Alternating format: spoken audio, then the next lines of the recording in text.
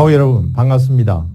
세법 세무입문을 가지고 여러분과 이번 학기 동안 강의하게 된 최항택 교수입니다.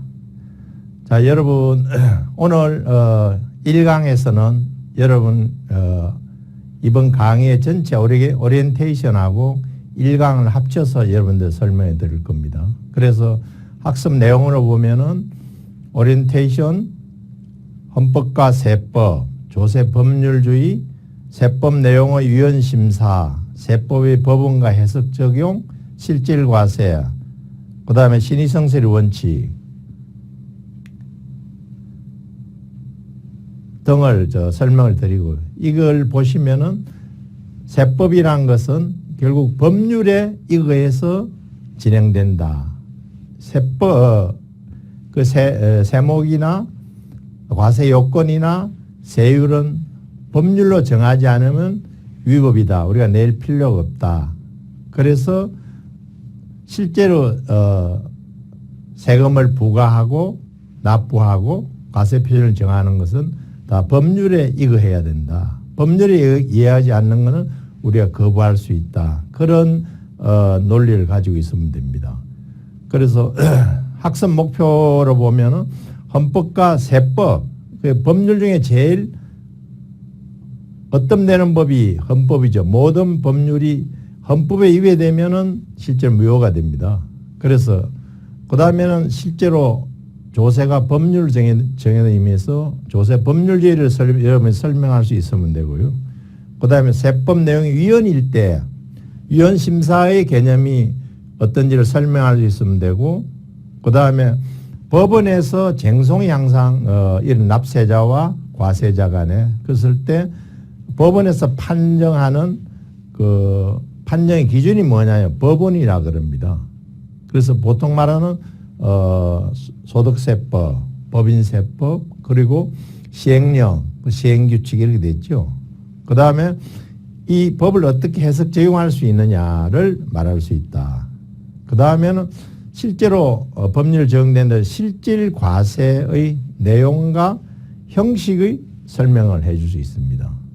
그 다음에는 실제로 세법을 해석하고 적용하고 집행할 적에 신의성실의 원칙 적용 방법을 설명할 수 있으면 될 겁니다. 이런 학습 목표는 이번 강의를 통해서 여러분들이 스스로 배울 수 있다는, 그렇게 보는 강의 보면 되겠습니다.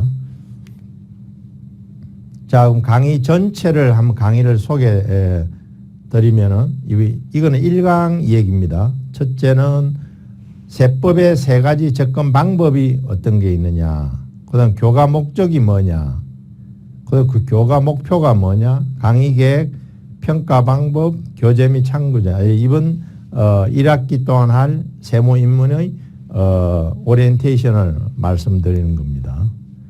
그래서 여러분들이 처음에 세법이라면, 법이라면 참 여러분 어렵다 생각할 수 있는데, 또 법이 확실하면은 그 법에 의거해서 세금을 계산하고 과세 표준을 만들고 납세를 하면 되겠죠.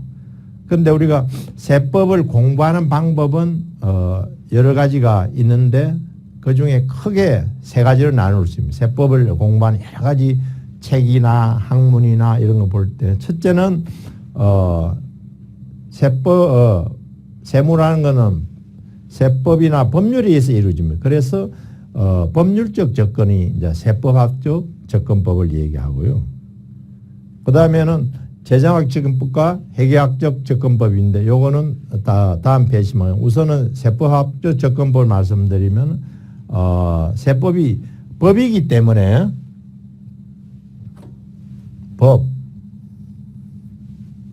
법률적 법에 의하지 않고는 세법을 얘기하기가 힘듭니다.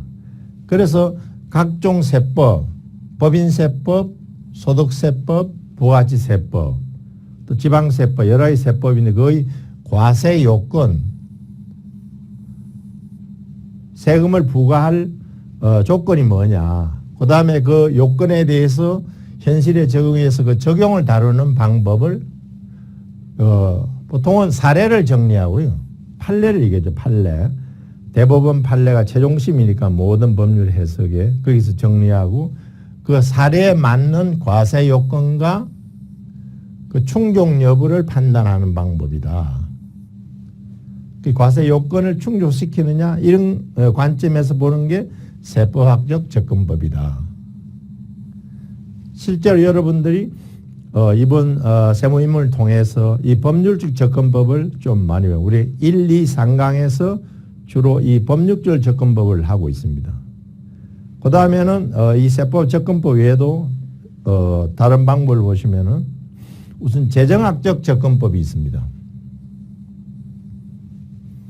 이 세법 중에서 세금을 거둬가 국가에서 어느 쓸 거 아닙니까? 쓸 때 그 세입과 돈을 국가의 재정을 들어오는 거죠. 인플로에 대한 세입과 아웃플로에 대한 세출이 있는데 이거의 경제학적 효과를 다루는 접근법이다. 그리고 경제학적으로는 접근법은 시장에서 마켓, 그죠? 시장에서 수요와 공급에 의한 가격 결정인데 이 재정학적은 좀 다릅니다. 요 수요나 공급이 독점이나 뭐 다양한 이유로 시장이 실패했을 때 국가의 재정이 그걸 해결하는 역할을 할 때 그 관점에서 봅니다. 그래서 주로 우리가 재정학 공부를 하면은 그 조세에 대한 얘기가 많이 접근할 수 있습니다.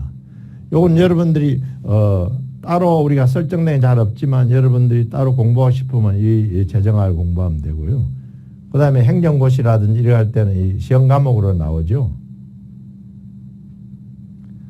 그 다음에는 실질적으로 우리가 세금 계산하고 이럴 때는 주로 그 기업의 측면에서는 비용의 측면에서 세법을 컴플라이언스 준수를 하고 또 그에 대해 대응한다. 그런 관점에서 세금이 얼마냐를 계산하는 그런 관점에서 회계학적 접근법이라고도 또 있습니다. 그래서 세법이나 세무를 접근하는 방법 중에 실제로 우리가 제일 많이 쓰는 건 이 회계학적 접근법이죠.